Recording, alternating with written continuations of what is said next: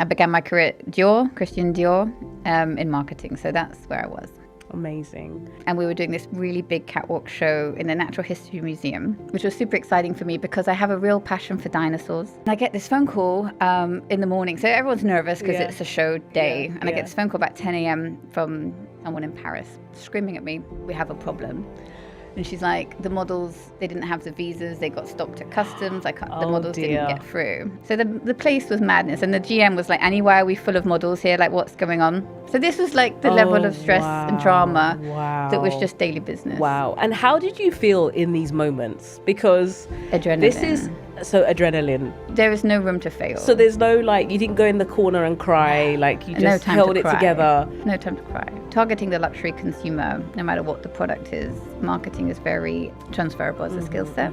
I've definitely found my place. Yeah. And you've come in with a bang. I'm number 3 out of 4. Yeah. I think definitely trying to be seen was part of my drive. If you want me to do something, just tell me I can't do it. It's like red rag to a bull. If you put your mind to something, it is possible. You're not supposed to hit your plan or your target. Even if you get 50% there, that's a good thing. You've been in senior leadership for a long time, and often the only woman in the leadership team as well. Yeah. How has that been for you? What's your experience has been like? I genuinely feel like I'm at that table through merit. I'm not intimidated by men. I'm not intimidated really by anybody.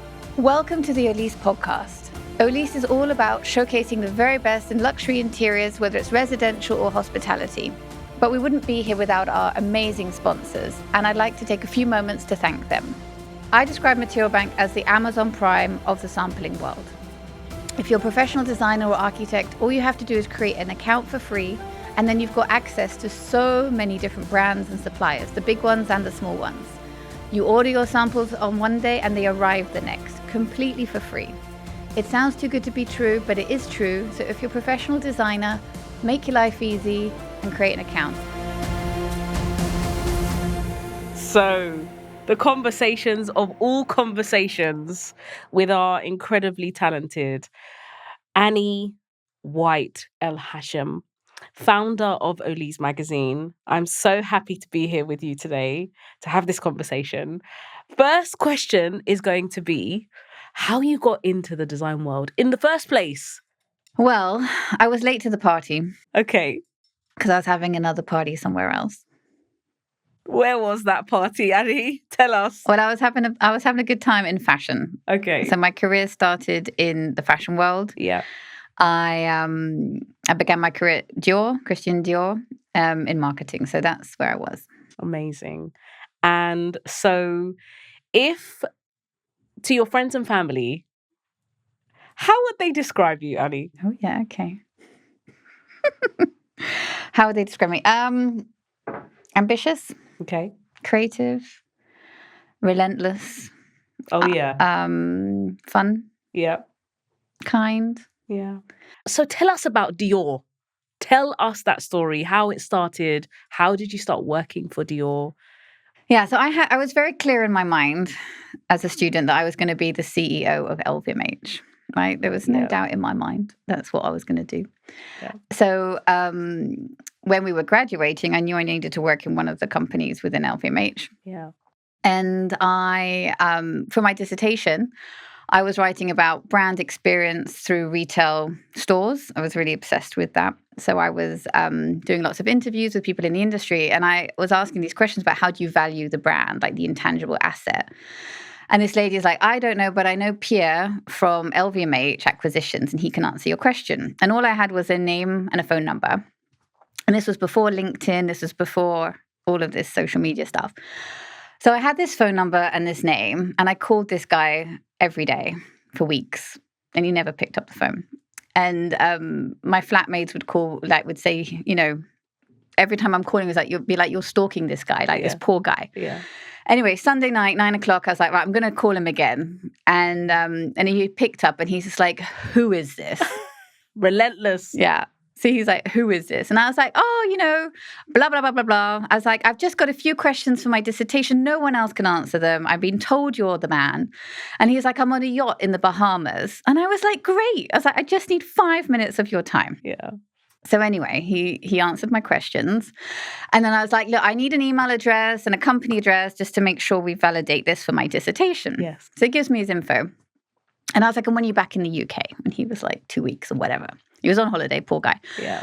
And then, so then 2 weeks on that Monday, I got all dressed up and I was leaving the house and my flatmates were like, have you got an interview? And I was like, yeah, kind of. Yeah. And then one of them, Sharon, she was like, she doesn't have an interview. She's stalking that guy, Pierre. Oh my God. So I rocked up at his office in Mayfair and they let me in. I think he was curious. And he's like, what do you want? Yeah. And I was like, I want a job. And he's like, I'm not going to give you a job. And I was like, I don't want a job with you. Yeah. I was like, I want a job in marketing in LVMH. And he was like, okay. So he's like, well, send me your CV. I was like, check your inbox. It's there. And then he was like, okay. So he called the head of HR for LVMH. And, I could speak French and I could hear him say, please respond to this woman. Yes. I was like, she's good. She's very, he called me persistent. Okay. And that was my way in. Amazing. So then I got eventually the interviews and the proper process. Yes. But that's how I got myself in there because I was applying on all the normal platforms. I didn't know anyone. I had no contacts. Right. So Incredible. That's what led me to Dior. Oh my goodness. And you were there for some time, right? Yeah, I did. So I did London in marketing. Yeah. Then I transferred to New York and I ran the accessories department in the 57th Street store and then came back to London and carried on in retail. But then I really wanted to take that retail experience and switch back into marketing. Yes. So I left Dior. Yeah. They offered me a position at Louis Vuitton, but in Selfridges. And I was like, this is a slippery slope into retail. Yeah. And I knew I was very focused on getting back into marketing. And I knew how you could just get put in a box. Right. So I said no to Louis Vuitton. I remember the recruiter now. She's like, no one turns down Louis Vuitton. We had this massive argument. I was like, it's not going to be right for me. Yeah. And then when a position with an LVMH at Thomas Pink came up, which was a global marketing role, I got like 3 phone calls and that happened quite naturally. So that was fantastic. That was good. But it did take 6 months of holding my grip. Yes. Before I got that job. Yes. Amazing. So you lived in Paris and you lived in New York, Annie. Mm-hmm. Tell me some crazy stories. Tell me what you saw. Tell me what you experienced. How was that time? Well, Paris was amazing. I had no responsibilities. I was there as an Erasmus student. Right. And again, I discovered Paris at the age of 18 with a boyfriend. Yeah. Fell in love. I was like, I have to live here. Yeah. And I came back and my mum was like, but you don't speak French. Your French is not very good. I scraped through my GCSE French. And I was like, that's just a detail. Yeah. That's not going to stop me. Yeah. And then I picked my degree knowing that it had an Erasmus exchange in Paris. So I was like, that's the way I get to Paris. Yeah. And so I went through that. I learned French on the streets. So obviously I had a basic knowledge. Yeah. And then I worked at Lanvin in their press department and I had to just pick up the phone, which was awful because you'd be like, oui, hello. And they would just like blah, blah, blah, blah, blah. And I was like, oh my God, I don't understand anything. It'd be like Vogue asking for stuff. And it was so dramatic, so demanding. So I had to learn it out of necessity. So my grammar's not very good, but I get by. I love that. We had lots of parties, lots of fun. Yes. So yeah, it was good. So tell me one of your fashion stories, Annie. There must be a few. Can you share? I can. So when I was in London, I hadn't been there for that long. And we were doing this really big catwalk show in the Natural History Museum, which was super exciting for me because I have a real passion for dinosaurs. Yeah. So it was like combining my two things, dinosaurs and fashion. And at the time, you had the Diplodocus in the middle. Right. So the show was around there. It was for Barclays, Premier, clients or whatever. And I get this phone call in the morning. So everyone's nervous because it's a show day. And I get this phone call about 10 a.m. from someone, let's just say someone in Paris, screaming at me, saying, we have a problem. And she's like, the models, they didn't have the visas. They got stopped at customs. The models didn't get through. And she's like, where's my boss at the time? And I knew she was at the hairdresser. So I was like, she's in a meeting. Yeah. She's in Harrods. She's like, you need to get me like 15 models ASAP. So, and she's like, I'm on the train. You've got 2 hours, to get me all the models. So I'm like, I think I'm an intern at this time, and so I'm calling all the model agencies.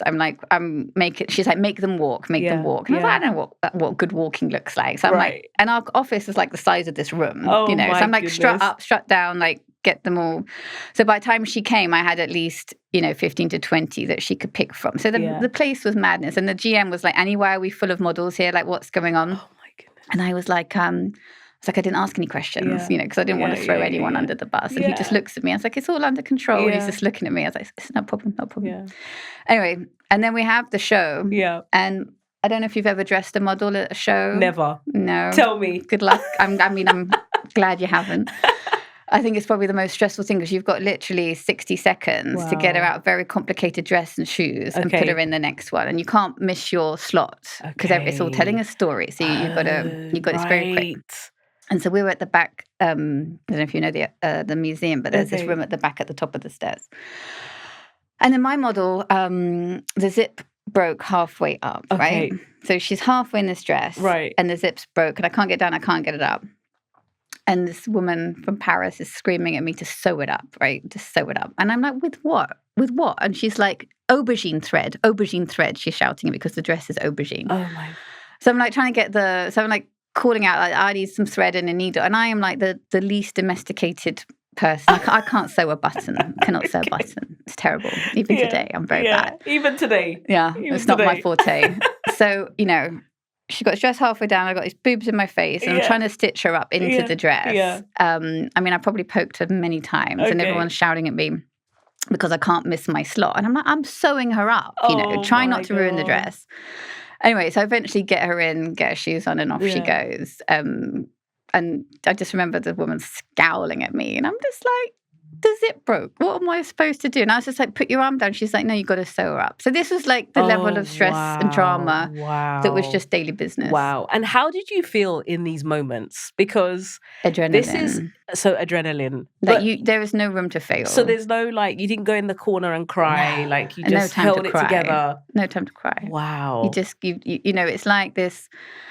I guess this force that you're in it, and you just know there is no space to fail. And I think, and that was daily business, that level. I mean, when a show, it's always a bit heightened. Yes. But when I came out of fashion, I just thought this was standard way of working. Yes. So when I came out of it, I was like, oh, this is easy. So I think it was a very good foundation for me in terms of how to work, how to deal with problems, dramas, stress, personalities. Yes. So that brings us on to how, let's touch base again on your entry into the interior design world and where that started for you and why did you make that transition? Why? I think I was getting a bit bored, I suppose. It's very fashion's very repetitive and seasonal. Yeah. And then we finally bought our own house, and I decorated that. Yeah. And I was like, well, this is fun. Yeah. Love lights. Yeah. Spent a lot on lights. Yeah. My husband was like, this is like 30% of the room on lighting. I was like, yeah, hell yeah. I was like, absolutely. Yeah. So I got my lights in. Yeah. And I was like, well, I might as well work in this industry. That's kind of how I felt. Because if you're targeting the luxury consumer, no matter what the product is, marketing is very transferable as a skill set. Learning the B2B market, and that was a new thing for me to learn. Yeah. So I made that decision in the summer, and then I started as a marketing director in a high-end furniture company, and that's what started that journey. Incredible. So I feel like I've definitely found my place. Because to be honest, I picked fashion because I like the creativity, the stories. I like the craftsmanship. I like the glamour. I was young. You make these decisions at 19. Yeah. I didn't know what I wanted to do. Yeah. But once I made a decision, you wouldn't move me, whether it was a right or wrong one. I had a plan. And then I think it probably wasn't really true to my passion, I guess. And then I really discovered interiors. Yeah. And I really love it. And you've come in with a bang. Where does your drive come from? Because boy, you've got a lot of it. You've got a lot of drive. You've got a lot of ambition and passion. And tell us where does that come from? Well, I've been thinking about that, how to answer that question, because I think two sides. So my dad had this complete confidence, I would say, in me. So whenever I was talking about one of my ideas, like, oh, I was going to be the CEO of LVMH or whatever it was, he'd be like, sounds great, get on with it. Yeah. And if I would talk to him again, he'd be like, why are you talking about it? Do it, and then we'll talk about it. Just do it. So I had that kind of get on with it attitude. Yeah. And then on my mother's side, it was more, I would say, like, I think on the creative side, there was no doubt you could have a career in creativity. She never questioned that about us. She never tried to make us good at maths or science. She knew me and my siblings were all in the creative industry. Yeah. So my sister's like, I want to paint. It's like, okay, go to St. Martin's. My brother's like, I want to take photos. Amazing. So I was like, I want to work in fashion. Yeah. She's like, it was never like, oh, that's not good enough. Right. It was always like, go for it. Yeah. And whenever my dad would be like, how are they going to make any money? Yeah. She'd be like, that's their problem. Like, they'll make it work. So there was never kind of a question on that. Yeah. But I also think I had two elder sisters who were very, I'd say, strong personalities and very successful what they do. Yeah. And I think I was like, I'm number 3 out of 4. Yeah. And I think definitely trying to be seen was part of my drive. Like, I didn't feel seen maybe in the way I wanted to be. Yeah. That's probably a subconscious thing. But I think that that definitely drove me. I'm highly competitive. I've always been that way. I was really big into sports growing up. And this is something that I never felt brought out in the best in me, because you don't want to know me on a board game. Yeah. Like, it's you don't. And it's something that I've had to tame, or felt like I had to tame. Yeah. And then I've realized that actually if I channel it in a positive way, so like I said, I won't give up on something. Right. Like, I'm in the game to win it. Yeah. And I think that's a natural thing that someone close to me has helped me to realize and not see it as a negative, but just push that into my work and into how I am. And like, if you want me to do something, just tell me I can't do it. It's like red rag to a bull. Yes, it's the best thing you could ever say to me. Yeah. You know, so I think, and I just think that it's possible. If you put your mind to something, it is possible. And I think a lot of people say, you can't do that. I mean, I hear it every day. Yes. Like, you can't do that. You're not going to be able to do that. Yes. Yeah. And I just laugh now. Yeah. I'm like, and I don't tell many people all of my dreams and plans, because I think they do think I'm a bit cuckoo. Yeah.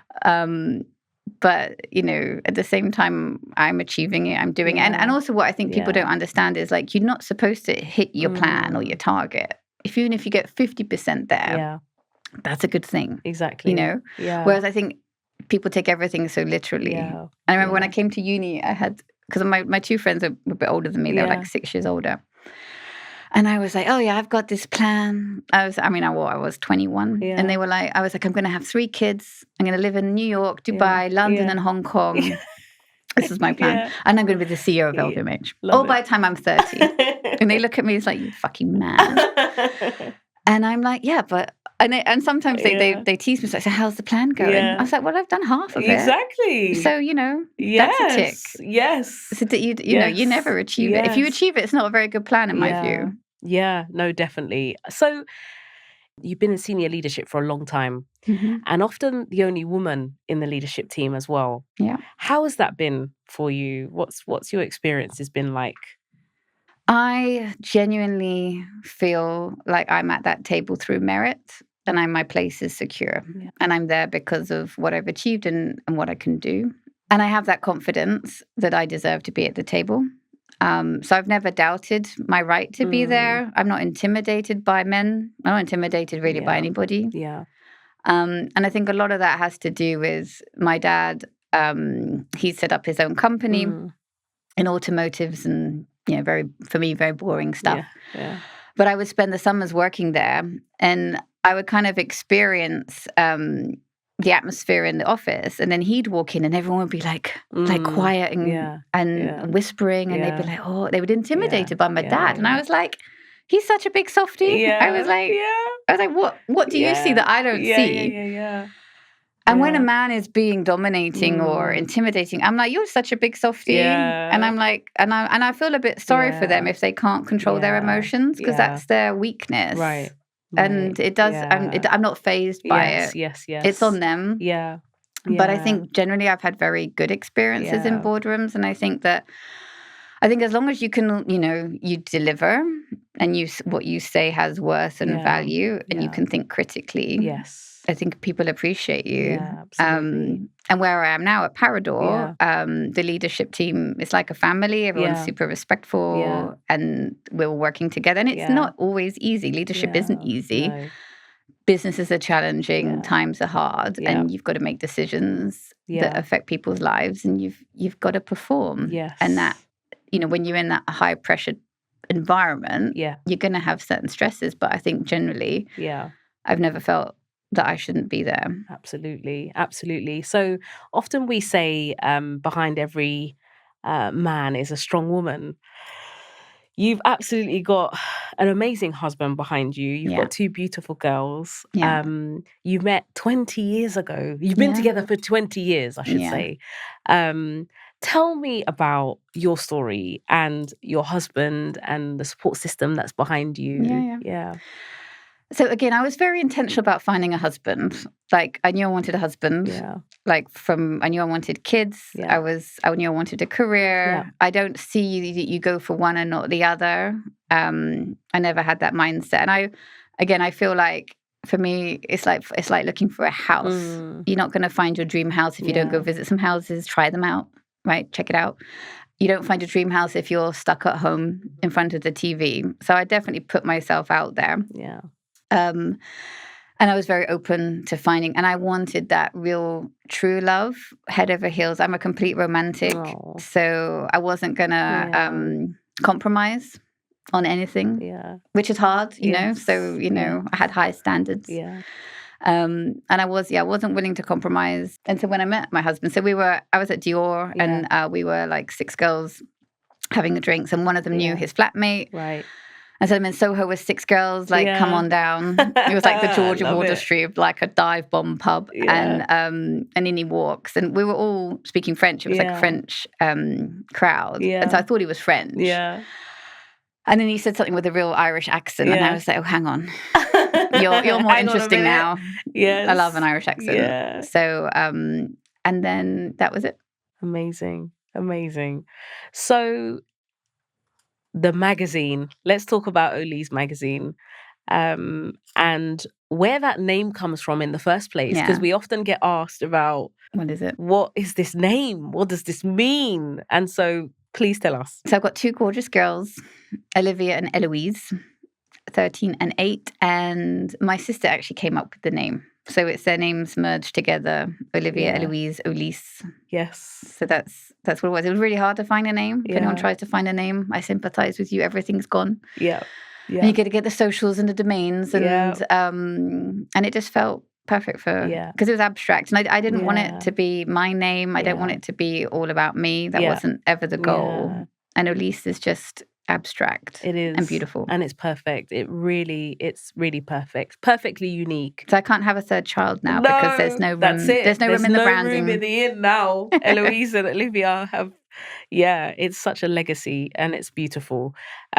So let's talk about the magazine. Okay. Let's discuss where, how, why, because it's a question that I know you get asked. It's a question that team get asked all the time. Yeah. We've like a rocket that has just like shooted into the stars and we haven't looked back, have we? No. But let's go right to the beginning though about the magazine and where the idea came from. So my background's marketing. I'm a marketeer. Yeah. That's my day job. Yeah.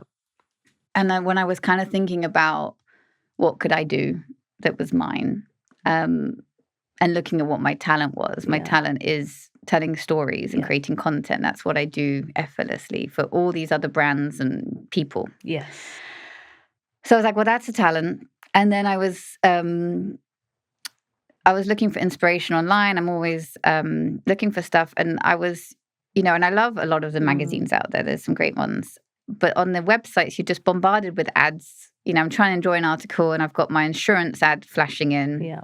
And I was like, oh, this is really annoying me, clicking to try and close it all down. So I was like, you know what, I want to create an online platform where I can just put beautiful content and tell stories about designers and products and things. So that was kind of one angle I was thinking about. Another one is I had a creative frustration that, I'm working for all these companies. I'm usually implementing someone else's creative vision. That's the role of marketing. You've got to take the vision and implement. And even though there are jobs where I've been more creative than others, it's never for me on my own. And I just wanted to be able to do something that was really, I could do what the fuck I wanted. So a bit of creative frustration, looking at the talents. And then also I saw a niche and a place where, this kind of combination of high-end luxury residential and luxury hospitality and linking them together. I think that the industries are infusing in a way they haven't in the past. Yes, absolutely. And also not having a clear aesthetic. So I want to be able to showcase mid-century, vintage, modern glamour all in one place. And I think that is what sets us apart. And I think it's gone from strength to strength. Yeah, it really has. It's very special. And what do you envision for the future for Ollie's magazine? Global domination. Global domination, world domination. We've often mentioned this, don't we, in team meetings? We do. And we mean it, don't we? We really do. I think there's such a heart and passion that goes into what we're building here. And so tell us how you built the team. Yeah. So I think, you say behind every successful person, I think there's a very good team. I think it's very hard to be successful on your own. I think it's very limiting. And I knew that. And actually, when I kind of set up my marketing agency, which is what I did a couple of years ago, I realized technically I'm not very good anymore. I don't do the work. I haven't done it for years. I've always had a team. Yeah. So I was actually at this point where, okay, I can retrain myself. Maybe that's what I need to do. Yeah. And I was like, is that how I should spend my talent and my time? Yeah. And I was like, no. It's like, I could send out emails or I could find someone really good that's better than me at it. So I think I had this kind of moment of, how do I want to spend my time now? Retraining or recruiting? And obviously when you recruit, you got to bring in the money. You don't get the money yourself. So it's more of a long-term play. Yeah. But what I would tend to do is I would really think about the perfect person for that role, what I wanted them to be like, how I want them to behave, what I want them to do. Yeah. And I spend a lot of time thinking about it, call it manifesting, I don't know. But then I'd write it down and then these people pop into my life. And that's how a lot of them have come about. Like Hazel, who's amazing, Hazel. Love you. I found her on Fiverr. Yeah. Completely random on a Sunday night. Yeah. Michelle, same thing. I found her on LinkedIn, who runs social media. And Rita, I've worked with her before. And I think for me, if I have worked with you and it's gone well, you're always on my list. Yeah. I don't forget forever about in your you. heart. Yeah.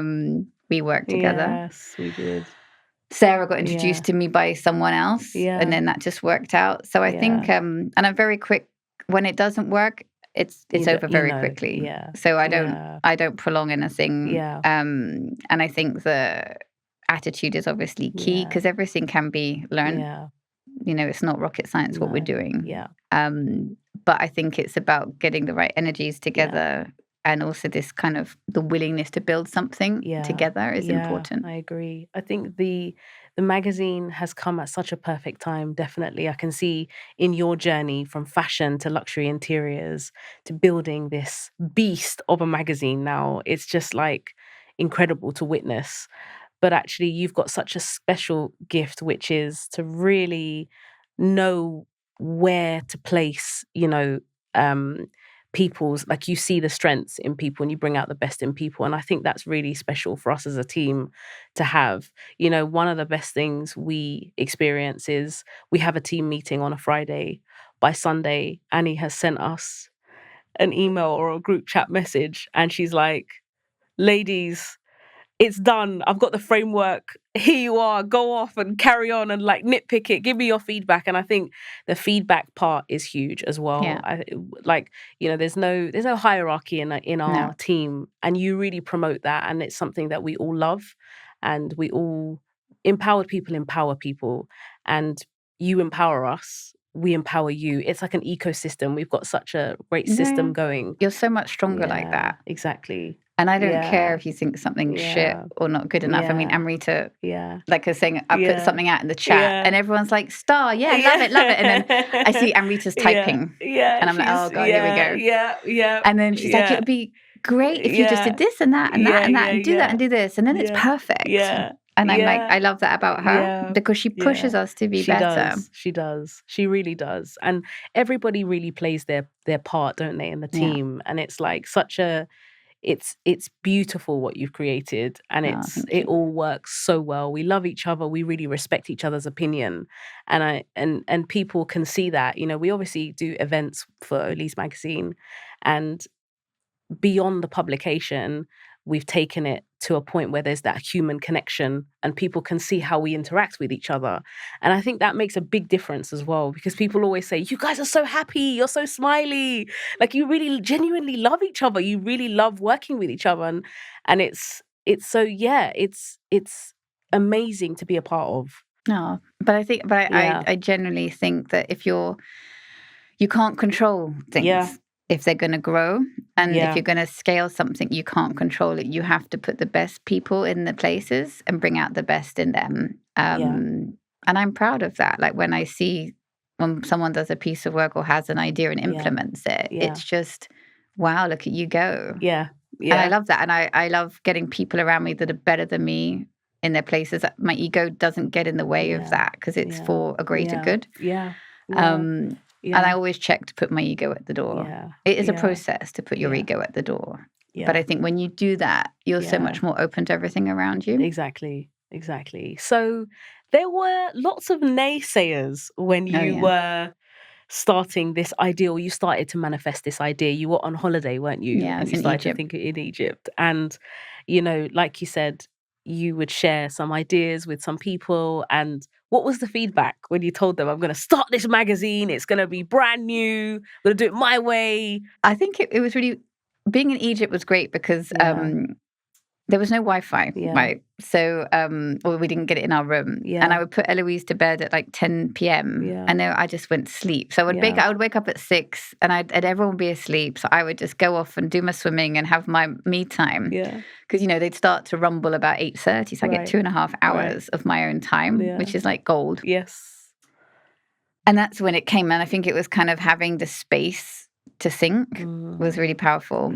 But a lot of people saw I was batshit crazy, and I think they probably still do. But a lot of people like, well, aren't there loads of interior magazines, Annie? It's not like, I know I haven't invented something new, right? So I'm like, but it's like, mine's going to be different, you know? They're like, and you know what? No one could visualize it like I could. And I think, I think if I'd listened to anybody, I wouldn't have even started. Exactly. And you know, and I know that a lot of people care about me and trying to protect me. Like my husband's in finance. Yes. He's an investor, and he'll say things like low barriers to entry. Right. I'm like, fuck off. Like, talk to me about your barriers. He's like, I invest. He goes, I invest in the tangible. Right. I was like, darling, I live in the intangible. You know, that's who I am. So I love the way he challenges me because he makes me stronger. But actually the first person that really said, yes, do it was you. You know, I remember that conversation. I was like, I found someone that believes in this. And, you know, and that's all I needed really. Because I was already going to do it. But I think having a few backers did really mean the world to me. I mean, that conversation, I remember very vividly. I remember you saying, let's meet. I want to have a chat with you. Let's talk. Let's catch up, you know. And I was like, what's she going to say? What's she going to hit me with, you know? And we had that chat and you literally said, you know, you got your laptop out. You had, and this is the thing, you know, with Annie, she is so ambitious. She's a big dreamer, but she's a businesswoman also. And there is a lot of sense and a lot of, you know, it could be Neil, it could be a few factors. It could be her husband's in finance. It could be a few things, but that have shaped you. But you know, you're very realistic as well, you know, about things being profitable and, you know, that business element is there. So you got the laptop out and you was like, look, these are the numbers, Bilen. I can't remember doing that. Is that what I did? And you're like, look, this is how it's going to work. This is the structure. You're literally the last piece to the puzzle. I've got the team. I've got the, you know, we're going to make this happen. And I was like, let's go, let's do Yeah. this. And I remember coming away from that conversation feeling so energized, inspired, and quite emotional, because I was Oh. like, this is a moment that I'm never going to forget for the rest of my life.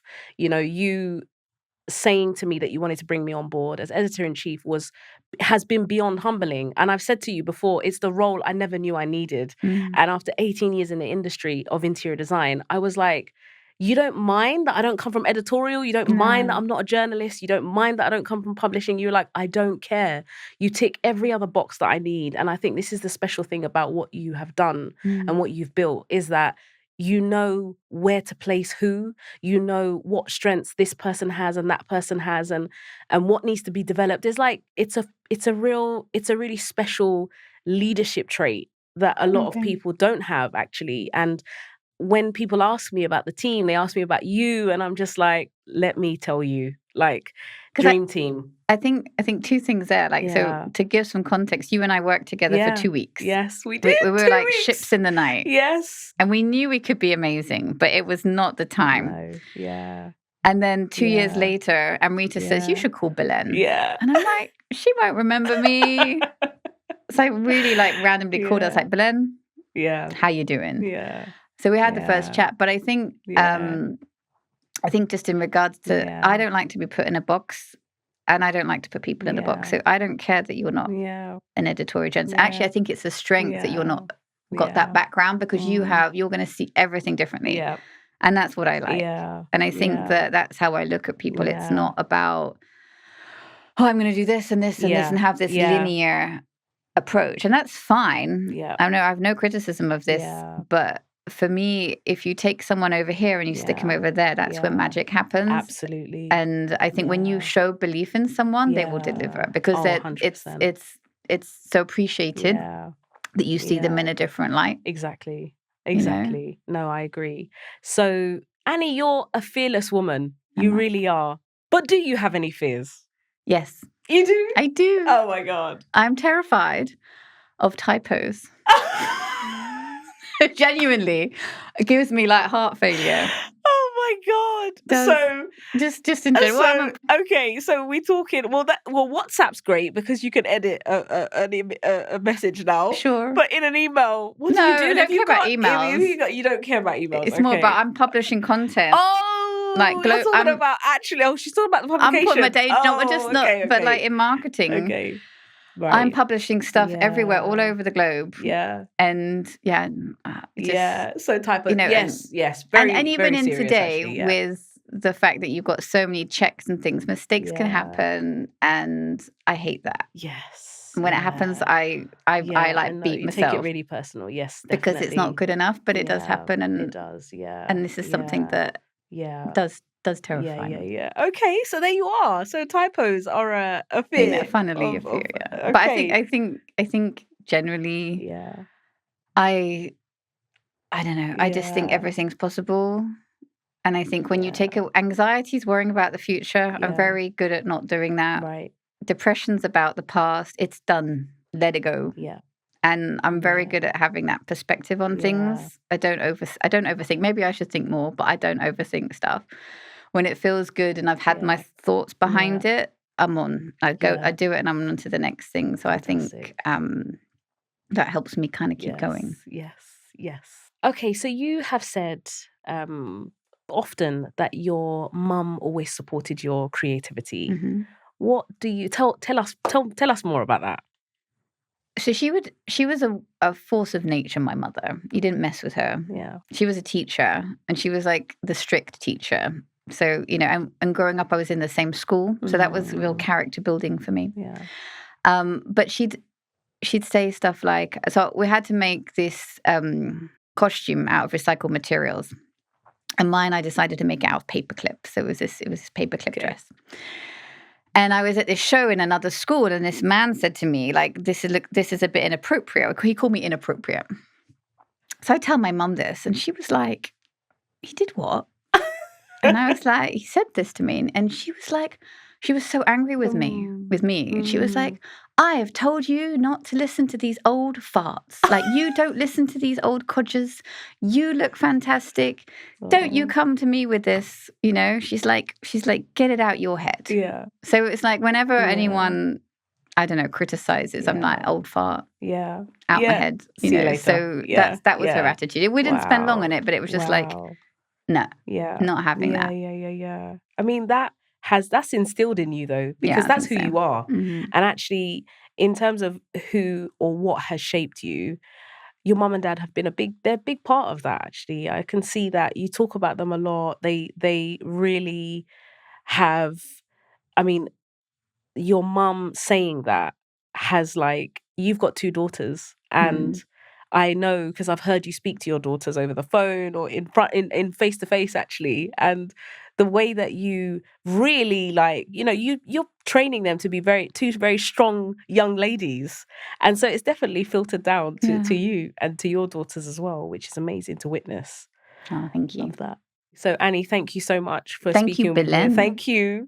This has been long overdue, and I hope that everybody listens to this story and feels inspired and continues to support us on this amazing Olise world domination story, because we're just getting started, aren't we, Annie? We're just getting started.